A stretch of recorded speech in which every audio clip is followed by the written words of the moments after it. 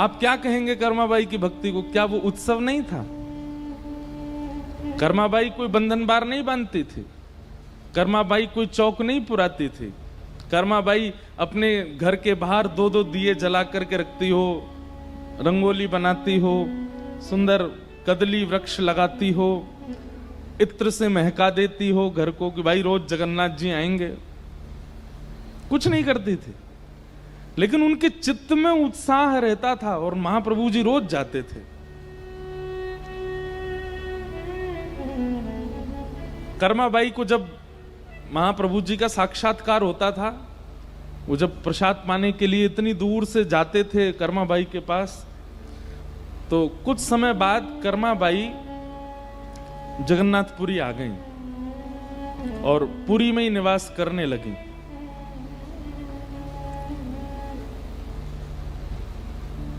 तो आज भी ऐसा नियम है पुरी में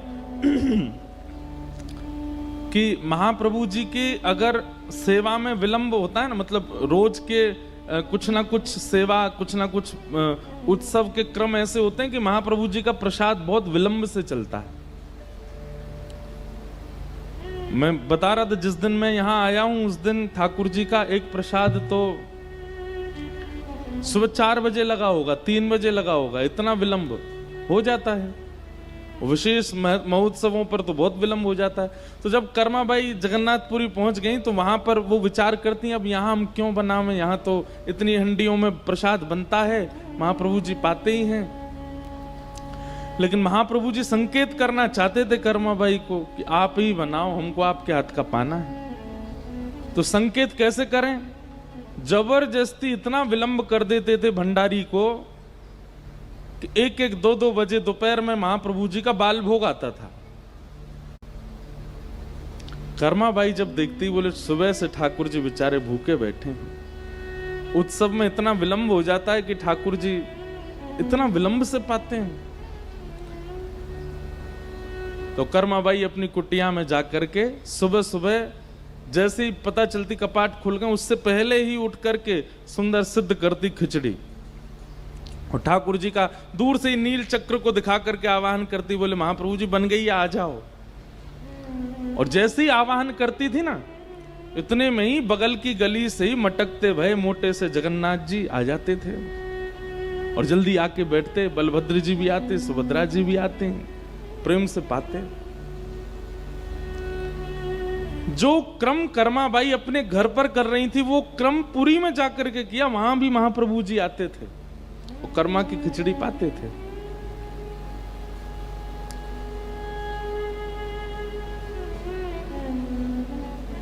एक बार किसी महात्मा को, मतलब पूरे जगन्नाथपुरी में ही प्रसिद्ध हो गई थी कर्माबाई कि भाई इनके यहाँ महाप्रभु जी आते हैं, क्योंकि लोग बाग जब जाते थे तो उनको कुछ ना कुछ संकेत दिखता था। महाप्रभु जी का कभी वस्त्र दिखता था कर्माबाई के पास, महाप्रभु जी के अंग की सुगंधी आती थी कर्माबाई के कक्ष से, भवन से। तो लोगों को यह बात सिद्ध हो गई थी, पता चल गई थी कि महाप्रभु जी आते हैं। तो एक बड़े विद्वान महात्मा गए और वो जाकर के कर्माबाई से बोले ठाकुर जी आते हैं आपके यहाँ पर? बोले हाँ आते हैं सुबह। कैसे बनाती हो आप प्रसाद? बोले मैं तो ऐसे चूल्हा धर देती हूँ, उस पर मट्टी का बर्तन धर देती हूँ, ऐसे उसमें खिचड़ी, चावल, दाल ये सब डाल देती हूँ, ऐसा सब अपना रीति। अच्छा, तुम सुबह उठ करके पहले स्नान आदि करके नाम जप नहीं करती? कर्माबाई बोली नहीं ये सब तो नहीं करती। तिलक स्वरूप नहीं लगाती? बोले नहीं नहीं ये तो नहीं करती। अब वो महात्मा बोले ओहो ठाकुर जी आ रहे हैं, ये तुम्हारे पूर्व का कोई प्रारब्ध है, नहीं तो जिस प्रकार से तुम कर रही हो इस प्रकार से तो ठाकुर जी को नहीं आना चाहिए। कर्मा, ये तेरे पूर्व जन्म का प्रारब्ध है कि ठाकुर जी आ रहे हैं, जिस दिन वो प्रारब्ध पूरा हो गया फिर नहीं आएंगे ठाकुर जी। कर्माबाई डर गई, नहीं आएंगे ठाकुर जी? बोले नहीं। बोले क्या करना पड़ेगा? तो महात्मा ने लंबी चौड़ी लिस्ट बताई।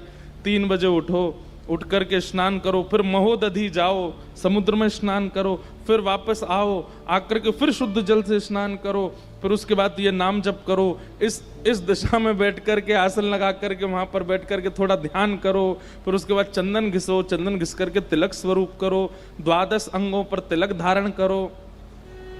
गले में कंठी माला पहन करके रहो, आदि आदि इतने नियम बता दिए। कर्माबाई सब लिखती गई, अच्छा ठीक है।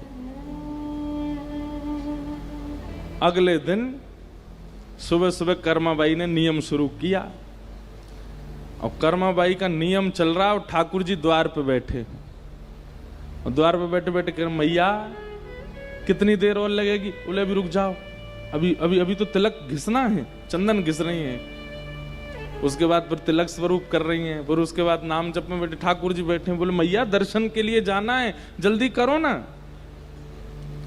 कर्माबाई बोली रुक जाओ, अभी अभी मेरे को करने दो।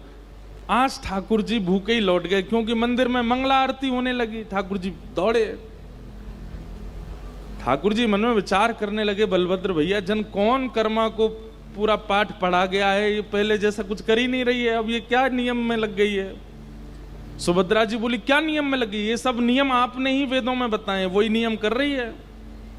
बोले वो सब ठीक है, पहले से नियम में लग जाए तो नियम करे, पर कर्मा तो शुद्ध चित्त वाली है, कर्मा के तो हृदय में उत्सव चलता रहता है, उसके लिए इतनी आवश्यकता नहीं है, वो क्यों इतना विलंब करती है? आज भूखा रह गया मैं,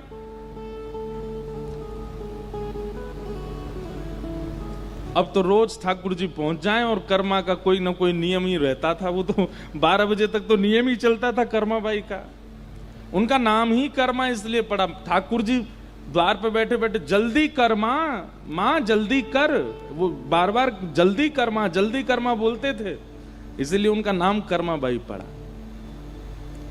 फिर अंत में एक दिन ठाकुर जी को गुस्सा आई, कर्माबाई के हाथ पकड़े, क्या कर रही हो ये? बोले मुझे सब पता है, मेरे प्रारब्धों की वजह से आते हो आप, और अगर मैं ये नियम नहीं करूंगी, नाम जप नहीं करूंगी, तिलक अनुष्ठान नहीं करूंगी, जिस दिन मेरा प्रारब्ध पूरा हो जाएगा आप नहीं आओगे।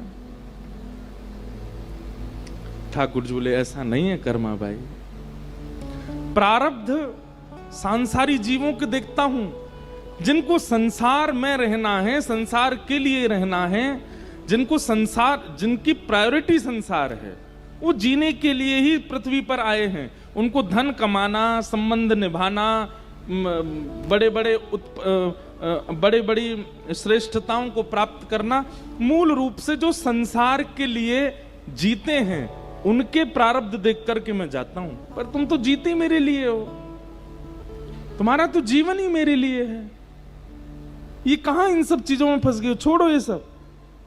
आप तो केवल जैसे आप पहले करती थी, कभी कभी बिना नहाए धोए भी बना देती थी, बना दिया करो, मैं आऊंगा रोज पाने। क्यों? क्योंकि कर्माबाई के चित्त में उत्सव था। कर्माबाई के पास व्यवस्था नहीं है, वो चित्त का उत्साह, और उत्साहित जब होता है ना व्यक्ति, तभी उत्सव होता है। फिर उसके बाद देह को स्नान की भी आवश्यकता नहीं है, उसका चित्त पवित्र है। हमें जगन्नाथपुरी के महाप्रसाद में सबसे प्रिय है बाल भोग की खिचड़ी। आप में से किसी ने नहीं पाई हो तो अब जाइए तो पाइएगा।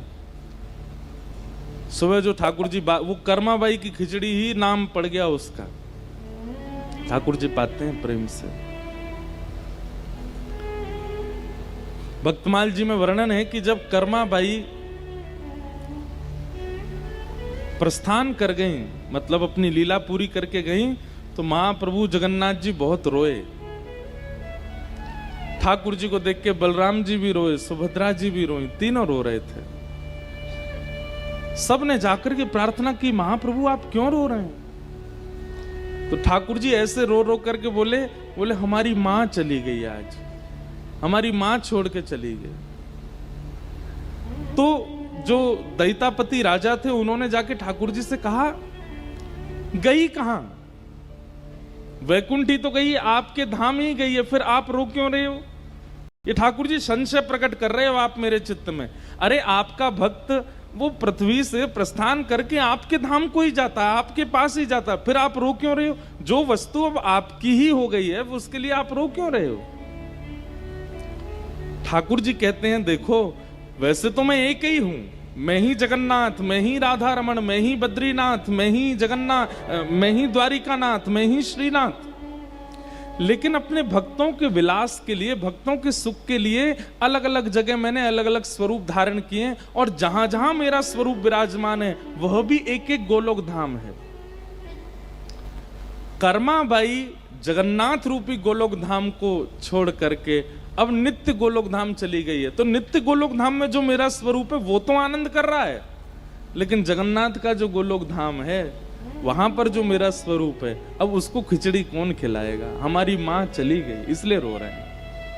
राजा नतमस्तक हो बोले, महाप्रभु आपकी लीला आप ही जान सकते हो और कोई नहीं जान सकता, ये आप ही समझ सकते हो। तब से महाप्रभु जी को नित्य खिचड़ी का भोग लगता है सुबह। ऐसे महाप्रभु जी